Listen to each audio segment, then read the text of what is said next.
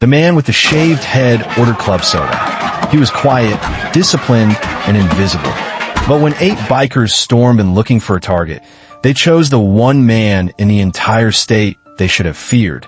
The Rattler's Coil was a place baked into the Arizona desert, a low-slung building of adobe and corrugated steel where the neon sign flickered like a dying heartbeat.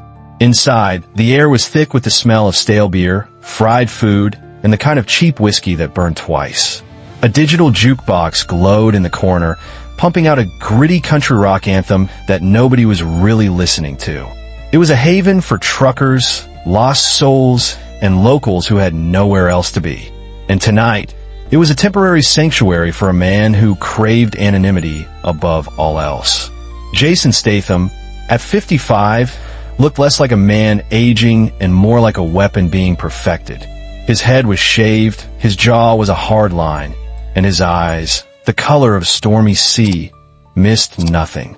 He sat at the far end of the bar, a ghost in a plain black t-shirt and dark jeans that were too clean for this place.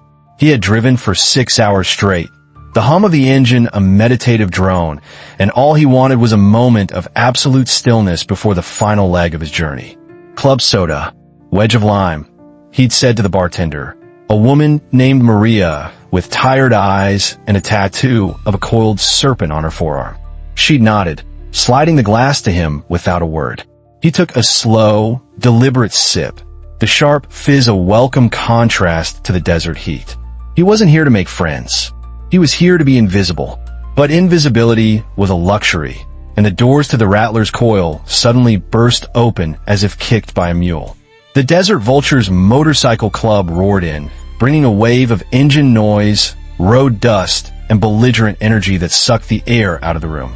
There were 8 of them, a pack of predators in worn leather and denim, their faces bearded and hardened by the sun. Their leader, a bear of a man named Wreck Gallo, swaggered in first. A thick, greasy braid of hair hung down his back, and a tattoo of a vulture skeleton covered his throat. His gut strained against a leather vest adorned with patches that spoke of violence and territory. He surveyed the room with a conqueror's arrogance, his eyes hungry for a stage. "Whiskey for the vultures," Gallo boomed, slapping his meaty hand on the bar. "And a round for anyone who ain't a coward." A few nervous cheers went up from the regulars. Maria's expression tightened, but she started lining up glasses. This was a familiar, unwelcome ritual. The vultures treated the Rattler's Coil like their personal clubhouse, and Gallo was always the loudest, crudest performer. His eyes scanned the room, dismissing the familiar faces, until they landed on the quiet, solitary figure at the end of the bar. On Statham, a slow, predatory grin spread across Gallo's face.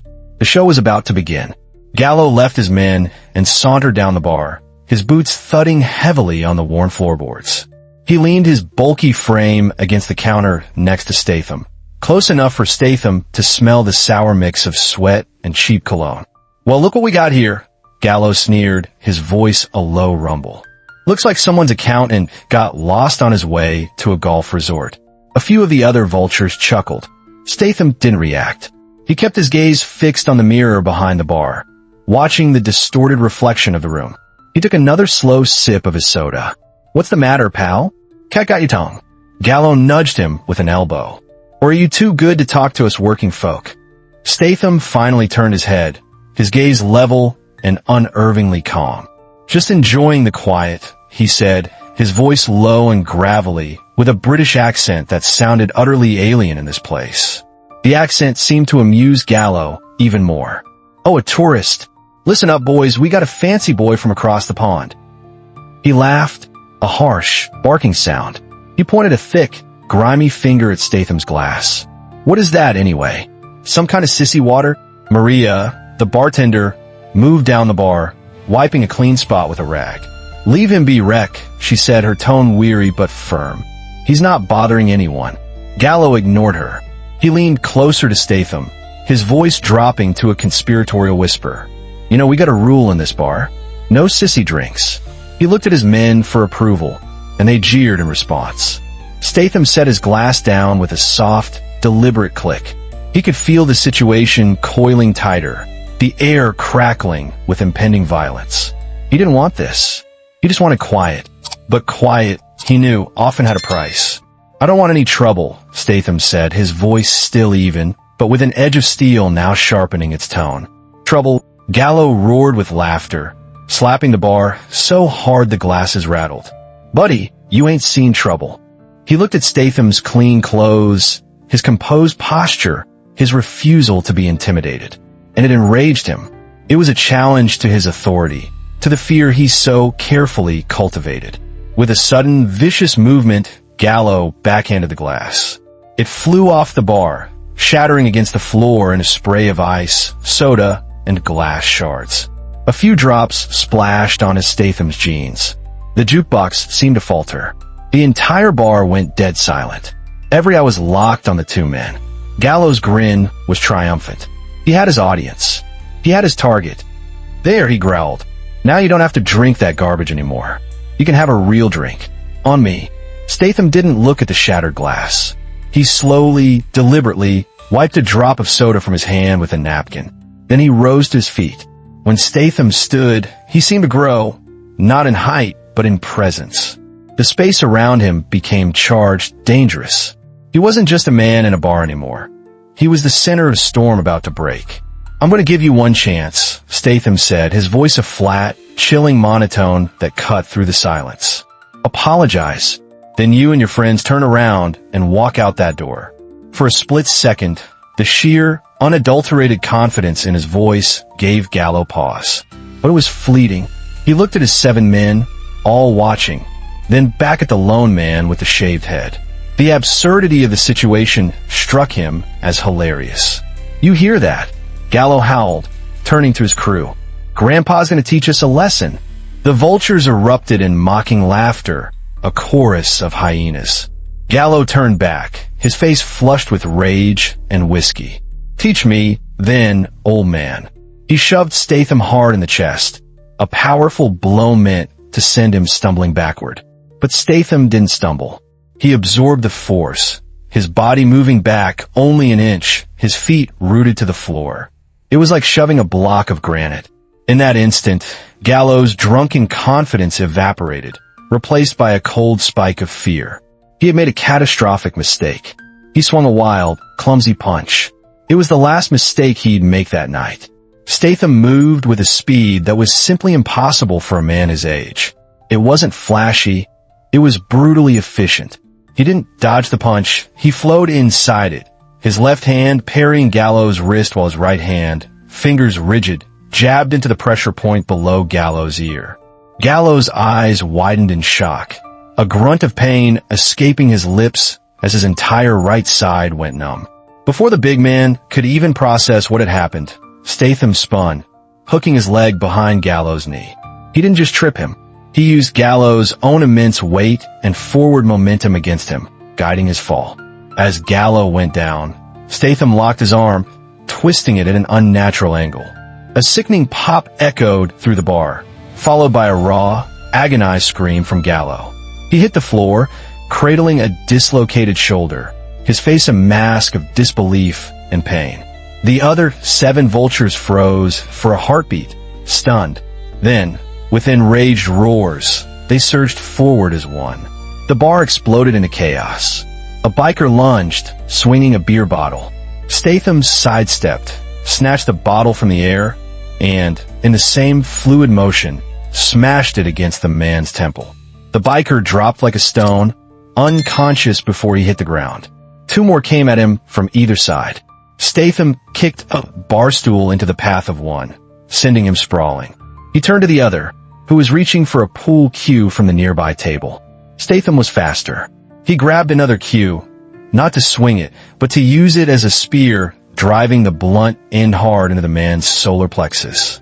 The air rushed out of the biker's lungs in a choked gasp, and he collapsed, gagging.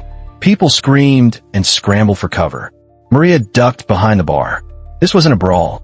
This was a systematic dismantling.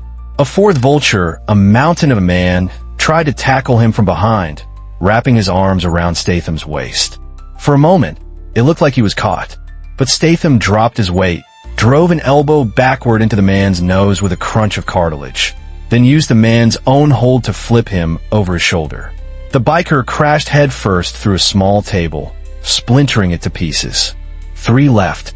They hesitated, their rage now mixed with primal fear. One pulled a knife. "I'm gonna cut you, you old bastard," he yelled, his voice trembling. Statham's eyes narrowed. He picked up a wet bar towel.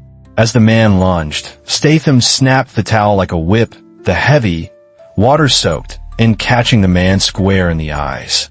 The biker cried out, momentarily blinded. It was all the time Statham needed. He closed the distance, disarmed him with a wrist lock that made the man drop the knife, and finished it with a precise, devastating palm heel strike to the jaw.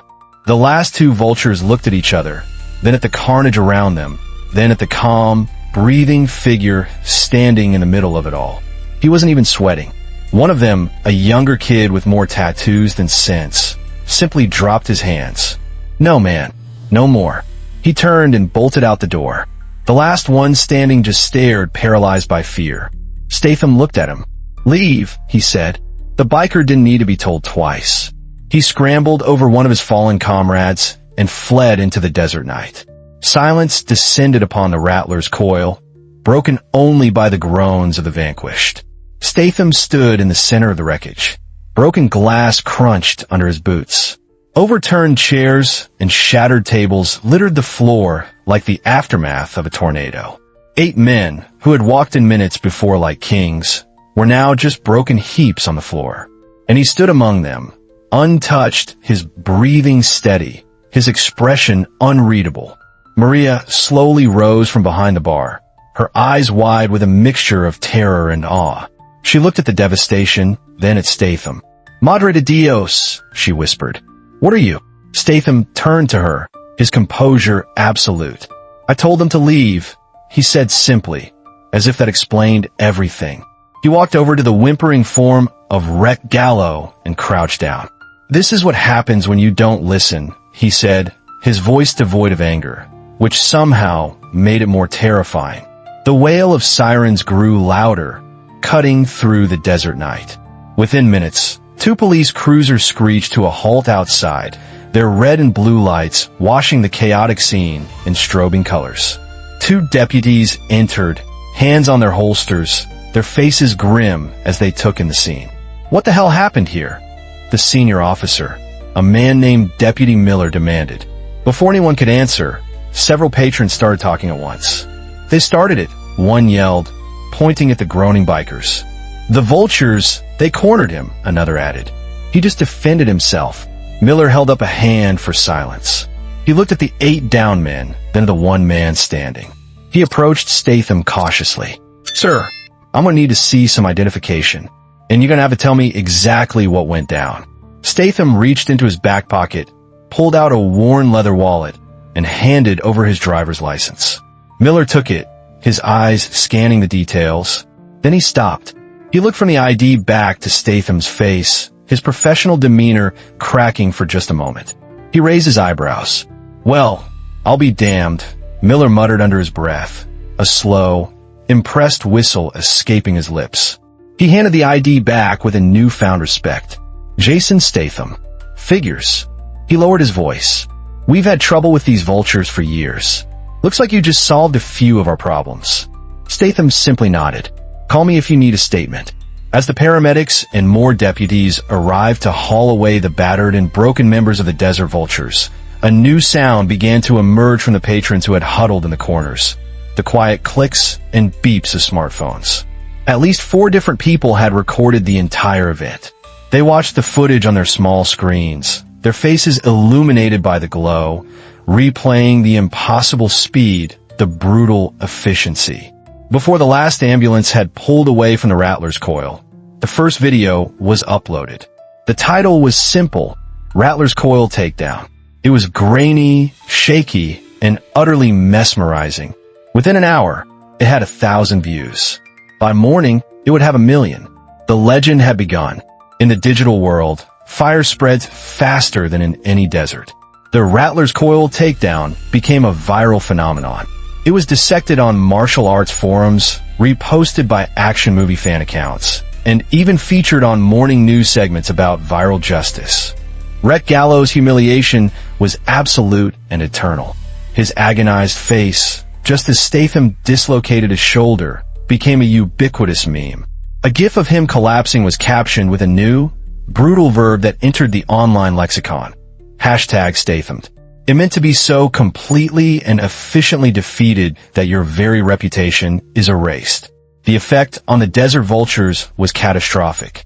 Gallo's authority, built on a foundation of fear, crumbled overnight. His own men, nursing broken bones and shattered pride, either mocked him behind his back or quietly left the club. Rival gangs spray-painted #Statham on their clubhouse wall. The Desert Vultures, once the terror of the county, became a laughingstock. Meanwhile, hundreds of miles away, Jason Statham was doing what he always did. He was in his workshop, a clean, organized space smelling of oil and steel, meticulously restoring the engine of a vintage Aston Martin. The television was off. His phone was on silent. He moved with the same focused precision he displayed in the bar, his hands expertly tightening a bolt here, cleaning a part there. His peace was interrupted only when his wife, a sharp, elegant woman, walked in holding a tablet. "You're trending," she said, a hint of amusement in her voice.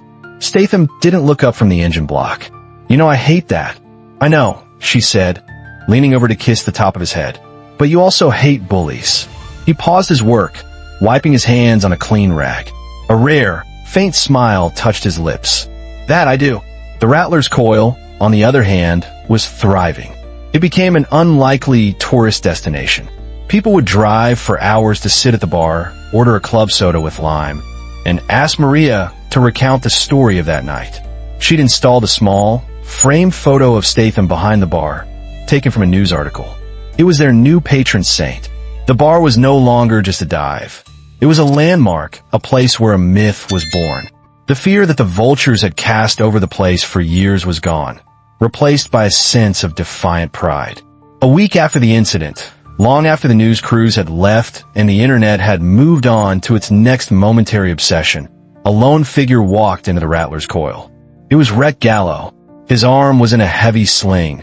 A dark purple bruise covered one side of his face, and his swagger was gone, replaced by a heavy, shuffling gait.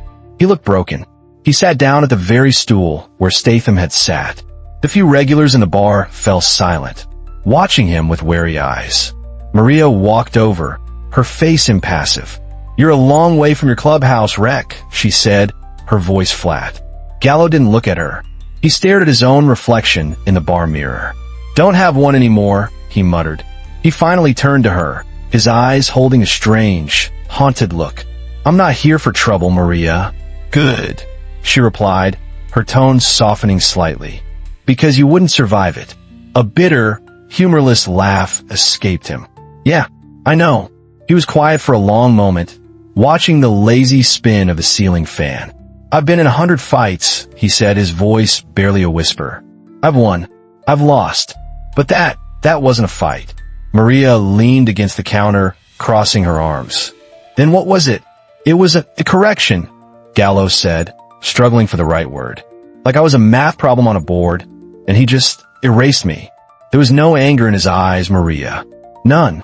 That's the part that keeps me up at night. It was just work. He finally looked at her, his gaze filled with a kind of desperate awe. "What is he?" "He's a man who wanted to be left alone," she said simply. She poured a glass of water and slid it in front of him. "On the house." Gallo stared at the glass, then nodded slowly. In that moment, the legend wasn't just a story to him anymore. It was a truth carved into his bones. Another week passed. The desert sun beat down, and life went on. One evening, Jason Statham walked back into the bar. He nodded at Maria, who smiled warmly. "Back for another round?" she asked. "Only if it's coffee," he replied, taking his usual seat at the end. She poured him a cup, black. "You missed your biggest fan," she said, her eyes twinkling. Statham raised an eyebrow. "Gallo," she said. "He came back. Said you taught him something." "Did he?" Statham sipped his coffee, the warmth welcome in the cooling evening air. "He said you taught him there are lines you don't cross," Maria added, "and that he was just a math problem." Statham looked out the window at the endless expanse of the desert, the stars beginning to appear in the deep purple sky. Sometimes, he said quietly, the best lessons are the ones that hurt the most. He finished his coffee, left a $20 bill on the counter, and walked out into the night. He didn't look over his shoulder. He didn't need to. He moved with the quiet confidence of a man who possessed immense power, but found his greatest strength in restraint. He wasn't a hero or a vigilante. He was just a man who understood that true peace wasn't the absence of conflict, but the ability to protect it when it was threatened. And in the quiet corners of the world, that was a story worth telling. What would you have done in his place? Let us know in the comments, and always remember to comment with respect. If you're on the edge of your seat, don't forget to like, share, and subscribe for more true stories that need to be heard.